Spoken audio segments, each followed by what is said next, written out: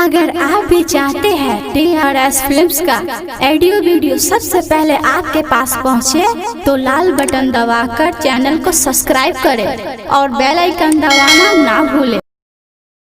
बदनाम के सम्मानित जनता जिंदाबाद जिंदाबाद जिंदाबाद। संजय राम जिंदाबाद जिंदाबाद जिंदाबाद। महागठबंधन जिंदाबाद जिंदाबाद जिंदाबाद। म्यूजिक डायरेक्टर अजित राज।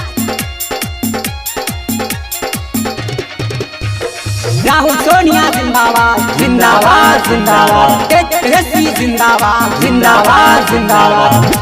यो चाचा आई गेलई इलेक्शन करिल संजय भैया के सिलेक्शन।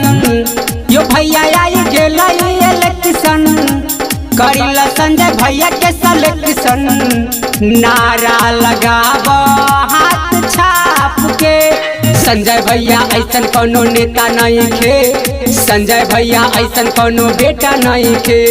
संजय भैया ऐसन कोनो नेता नहीं खे। संजय भैया ऐसन कोनो बेटा नहीं खे। यो चाचा आई गेलई इलेक्शन करिला संजय भैया के सिलेक्शन। नारा लगाव हाथ छाप के, संजय राम जिंदाबाद जिंदाबाद जिंदाबाद। महागठबंधन जिंदाबाद जिंदाबाद जिंदाबाद। राहुल सोनिया जिंदाबाद जिंदाबाद जिंदाबाद। तेजस्वी जिंदाबाद जिंदाबाद जिंदाबाद। संजय राम जिंदाबाद जिंदाबाद जिंदाबाद। महागठबंधन जिंदाबाद जिंदाबाद जिंदाबाद। राहुल सोनिया जिंदाबाद जिंदाबाद जिंदाबाद। कांग्रेस दल भैया पार्टी छै हमार, तनिका तू इनका पकड़ी है विचार। कांग्रेस दल भैया पार्टी छै हमार। कांग्रेस दल भैया पार्टी छै हमार, तनिका तू इनका पकड़ी है विचार। यो चाचा आई गेलई इलेक्शन करिला संजय भैया के सिलेक्शन।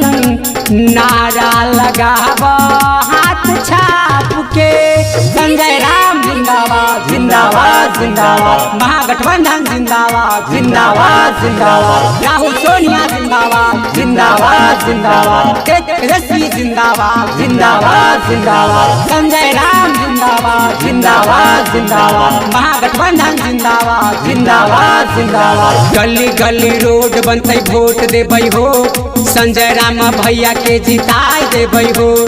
गली गली रोड बनते वोट देबै हो। गली गली रोड बनते वोट देबै हो।